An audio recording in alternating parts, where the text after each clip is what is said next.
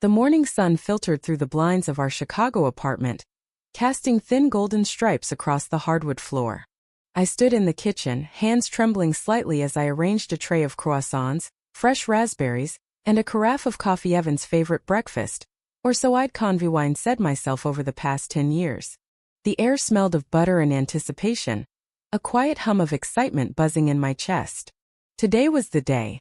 After 2 years of meticulous planning, secret SAVYNGS, and late-night daydreams, I was about to surprise my husband and his parents with a luxury vacation to the Seychelles white sand beaches, turquoise waters, and overwater VY loss with glass floors that revealed a kaleidoscope of tropical fish.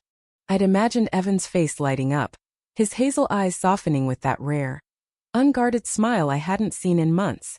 I'd pictured his mother, Marjorie, momentarily speechless for once, her usual critiques silenced by the sheer extravagance of it all. I smoothed the skirt of my emerald green dress. Evan had once said the color made my eyes pop, back when compliments flowed freely between us, and checked my reflection in the hallway mirror. My auburn hair was freshly styled, my nails painted a soft coral shade. I looked like the perfect wife, the woman I'd spent a decade trying to become. The doorbell chimed, sharp and insistent, pulling me from my thoughts.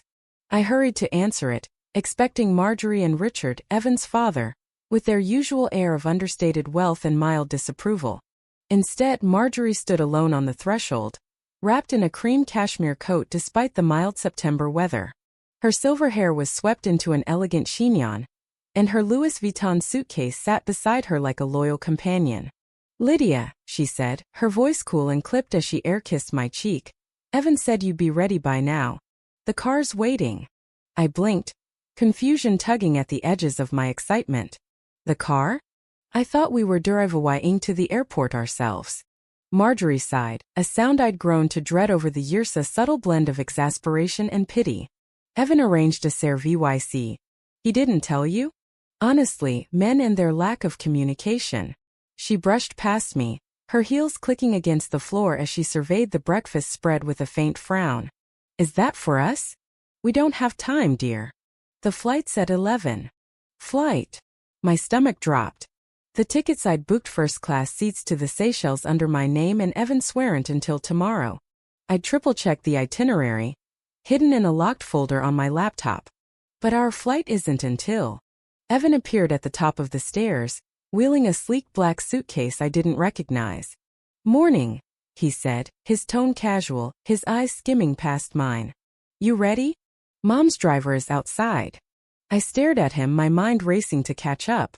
"Where's the gray suitcase? The one we packed last night." He shrugged, adjusting the cuff of his tailored blazer. "This one's better for a long trip. More space." "A long trip?" I echoed, my voice hollow. 2 weeks in paradise, the exact length of the vacation I'd planned. "Evan, what's going on?" "Let's go," Marjorie interjected, checking her gold watch. "We're meeting her at the terminal." "Her." The word slipped out, sharp and unsteady. I followed them to the waiting town car. My own suitcase, a battered roller I'd packed with sundresses and swimsuits, trailing behind me like an afterthought. The driver loaded Evan's and Marjorie's luggage into the trunk, leaving mine on the curb. I climbed into the back seat, my heart pounding as the pieces refused to fit together. We were halfway to O'Hare when Evan finally spoke, his voice as nonchalant as if he were discussing the weather. "We're taking my new girlfriend instead. She's been stressed out at work, could use the break." The world tilted. I gripped the leather seat, my nails digging into the stitching. "You're... what?" He glanced at me in the rearview mirror, irritation flickering across his face. "Samantha. My girlfriend. You met her at the firm's gala last spring." Blonde great laugh. She was pouring drinks at the bar. Samantha. I remembered her, tall and radiant, with a cascade of golden hair and a smile that lit up the room. I'd complimented her necklace, a delicate silver chain with a teardrop pendant, while she handed me a glass of champagne. I'd had no idea she was pouring more than drinks that night. "Evan, I don't understand. I planned this trip for us. The Seychelles." Marjorie turned in the passenger seat, her lips curving into a smirk that made my skin crawl. "Oh, Lydia, how sweet. We're going to Mauritius." Evan's firm has a connection to a private estate there. Far more suitable for someone of his caliber. Mauritius. My voice cracked. When did this start? Evan sighed, tapping his fingers against the steering wheel as we merged onto the highway. Does it matter? Look, it wasn't planned. Relationships evolve. People drift apart. Drift apart. I stared at him, the man I'd married 10 years ago under a canopy of fairy lights, the man I'd built my life around. I've been SAVYing for this trip for 2 years. I maxed out my credit card. I took on freelance gigs too. That's the problem. He cut in, his tone sharp. Always scrambling for those little design projects. No ambition, LYD. Samantha's different. She's applying to grad school. Has a real future ahead of her. Marjorie nodded, adjusting her sunglasses. She comes from a solid family. Her uncle's a partner at Deloitte. She understands Evan's trajectory. Trajectory. That word again. It had haunted me since the day I met Marjorie. A constant reminder that I was never quite enough for her son's lofty aspirations. I'd been a graphic designer when Evan and I started dating, freelancing for small businesses while he climbed the ranks at his law firm. Over the years, I'd scaled back my career to support him, hosting dinner parties for his colleagues, keeping the apartment immaculate, nodding along as Marjorie rearranged my life to fit their VY shown. I dyed my hair a lighter shade because Evan once mentioned he preferred blondes. I'd learned to cook Marjorie's pot roast, even though the smell of beef turned my stomach. I'd become a shadow of myself, and they'd still found someone better. The car pulled up to the terminal, and there she was, Samantha, standing under the departure sign in a cream jumpsuit that screamed effortless elegance. She waved, her smile dazzling, and Marjorie was out of the car in an instant, embracing her like a daughter. "Darling, you look divine," she cooed. The same woman who'd once told me my sundress was a bit loud for a family barbecue. I sat frozen as Evan unloaded his suitcase and walked over to Samantha, slipping an arm around her waist with a familiarity that made my chest ache. She laughed that bright, musical laugh and kissed his cheek. He didn't look back at me. The driver opened my door, and for a fleeting second I thought Evan might turn around, might say this was all a mistake. Instead, he leaned in and spoke softly, his breath warm against my ear. "I'll have my lawyer reach out about the divorce. You can stay in the apartment until the lease is up next month. Oh, and cancel whatever cheap trip you booked. The refund might help with rent." I stepped onto the curb, my legs unsteady, as Marjorie appeared beside me. "He can do this, Lydia," she said, her voice dripping with condescension. "And frankly, you're making a scene. Try to keep some dignity." She patted my arm, her fingers cold, and added, "You'll find someone more appropriate. Someone who doesn't expect so much." They walked away, Evan, Samantha, and Marjorie laughing as their luggage rolled behind them, disappearing through the automatic doors. Around me, the airport buzzed with life. Families reuniting, couples checking itineraries, travelers rushing to their gates. I stood there, a solitary figure clutching a suitcase filled with dreams that no longer belonged to me, until the tears came silent and hot, drying on my cheeks before I could wipe them away. Then I saw it. A folded paper sticking out of my purse, the original Seychelles itinerary with Evan's name next to mine.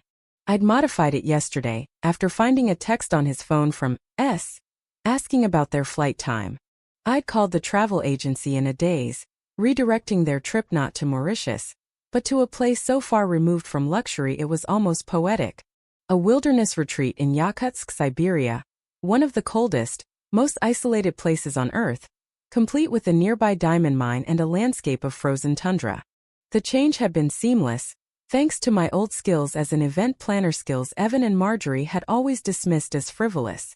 Something shifted inside me, a spark igniting beneath the wreckage of my heart. I picked up my suitcase and walked into the terminal, not to chase after them, but to sit at a coffee shop with my laptop and a purpose. For the first time in a decade, I saw them clearly, not as the family I'd tried to win over, but as the shallow, entitled people who'd never valued me. And I was done bending. "Good morning, Elena," I said, my voice steady as the travel agent picked up. "This is Lydia Harper from Horizon Events. I need to confirm the contingency plan for the Carter party." "Of course, Miss Harper," Elena replied, her tone brisk. Let me pull up the file. Yes, the Yakutsk Wilderness Retreat, as discussed yesterday. You're certain? Absolutely, I said, a calm resolve settling over me. The clients requested an authentic off-grid experience. They've signed all the waivers. Evan had initialed the review set paperwork last week, too distracted by a phone call to read it, just as he'd signed every document I'd ever placed in front of him.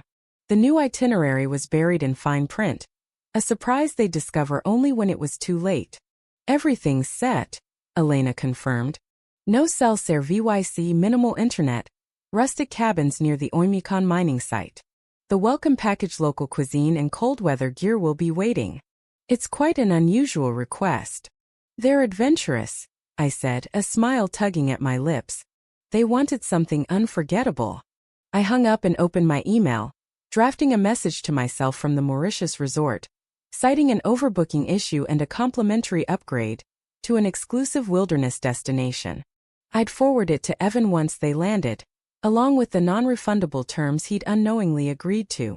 Their flight to Mauritius would divert to Moscow due to mechanical issues, followed by a connecting flight to Yakutsk. By the time they realized the truth, they'd be stranded in a frozen wasteland with no way out. Next, I logged into our joint bank account money I'd contributed to over the years, an emergency fund Evan had never touched, and transferred my share to a new account in my name. It wasn't theft, it was survival.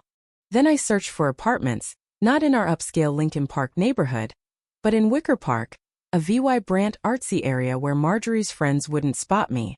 I found a loft with exposed brick walls and a skylight, a space that felt like a fresh start.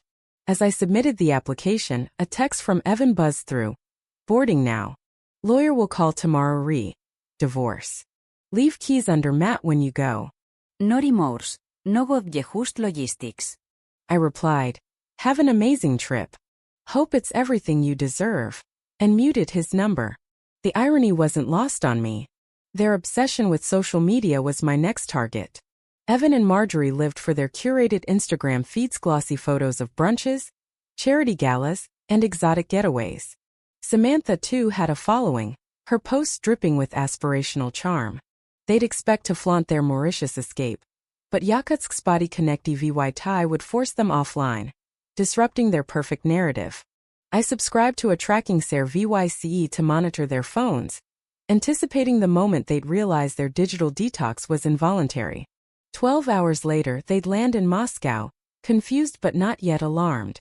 24 hours from now, they'd reach Yakutsk, where the reality of their luxury retreat would hit like a sledgehammer.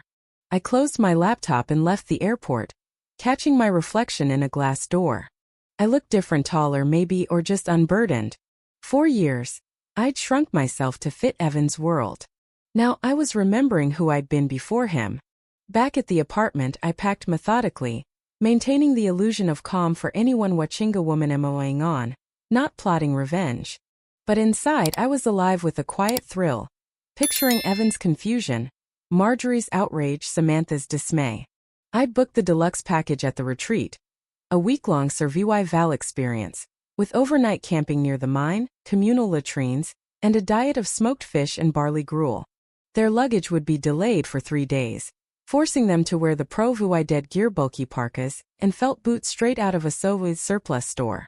That night I slept deeply, dreaming of open skies and a life untethered from their expectations.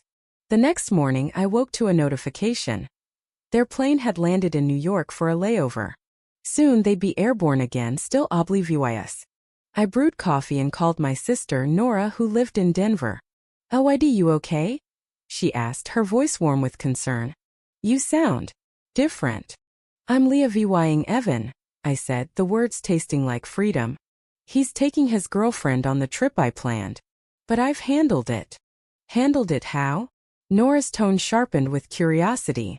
"Let's just say they're in for a surprise. I'll tell you everything later. For now I need a favor. Can you store some stuff for me?" "Anything," she said. "An LYD? I'm proud of you." I hung up and resumed packing, unearthing relics of my old self. A leather journal filled with sketches, a turquoise scarf I'd stopped wearing after Marjorie called it garish, a photo of me and Nora hiking in Colorado, my face sunlit and unapologetic. In the closet, I found a box of letters from my college boyfriend, Jake, a musician who'd loved my quirks me loud laugh, my obsession with vintage posters. Evan had mocked those letters when he found them, calling Jake a starving artist. I'd thrown them away to appease him, but one had survived tucked inside a book. "You're a force, Lydia," Jake had written. "Don't let anyone dim that." I slipped the letter into my purse, a reminder of the woman I'd buried. Then I texted my old colleague Priya, who'd moved to a global PR firm. 6 months ago, she'd offered me a role managing their Asia-Pacific events, travel heavy, well-paid, and far beyond Evan's reach. I declined, citing his disapproval. Now I wrote, "Is that job still open? I'm ready to move." Her reply came fast. "Hell yes, it's yours. When can you start?" 2 weeks, I texted back. Tying up loose ends. Those loose ends included watching my plan unfold. I set up camp in my new loft, laptop, wine, and a view of the city skyline and tracked their journey. By noon they'd landed in Moscow, and Evan's first text arrived. "Flight diverted." Mechanical bullshit. Now they're saying Yakutsk. What's that? "Fix this, Lydia." I grinned and replied, "So sorry to hear that. Check your email. I've sent the updated itinerary you signed off on. Non-refundable per the terms. Enjoy." I forwarded the fake Mauritius email and muted him again. Samantha posted an Instagram story. A grainy shot of the Moscow terminal with the caption, "Vacation detour stuck in Russia." Atsong Evan Carter better make this right. I clicked Evan's profile, still silent. He was probably fuming, calling his firm's travel desk, unaware I'd locked them into an airtight trap. By evening they boarded their final flight. I cooked myself dinner, pasta with cilantro pesto, a flavor Evan detested, and ate under the skylight, savoring the taste of defiance. At midnight their phones flickered online briefly. Samantha posted a photo of a bleak bunk room, captioned, "This a prank? Atsong Evan Carter, your surprise is trash." Marjorie left a voicemail. "Lydia, this is absurd. Evan's uncle has State Department ties. You'll regret this." I deleted it, unfazed. A text from a Russian number Evan somehow followed. "You bitch. We're in a frozen hellhole eating slop. Mom's losing it, Sam's a mess. Undo this." I typed back, "You wanted a break. You got one. Actions have consequences. I'm done fixing your messes." Then I blocked the number. Over the next week I rebuilt. I signed Priya's contract, leased the loft, and sold the designer clothes I'd worn for Evan, using the money to buy a camera, nod to the photography I'd abandoned when he called it a hobby. I went on a date with a barista named Leo, not for love, but to feel Cybele again. His easy smile and questions about my sketches reminded me I had a voice worth hearing. Their phones pinged occasionally, each update less furious, more resigned. On day 10, Evan's lawyer emailed about the divorce. I forwarded it to my attorney, a no-nonsense woman Nora vouched for, and packed for my first assignment in Singapore. That night, I sat on my balcony, the city lights sprawling below, and raised a glass to myself, to the woman who'd survived a decade of erasure and emerged whole. Somewhere in Siberia, Evan, Marjorie, and Samantha were counting down to their return, likely humbled, definitely enraged. But I'd be gone by then, soaring toward a future they couldn't touch. A life bold, boundless, and mine alone.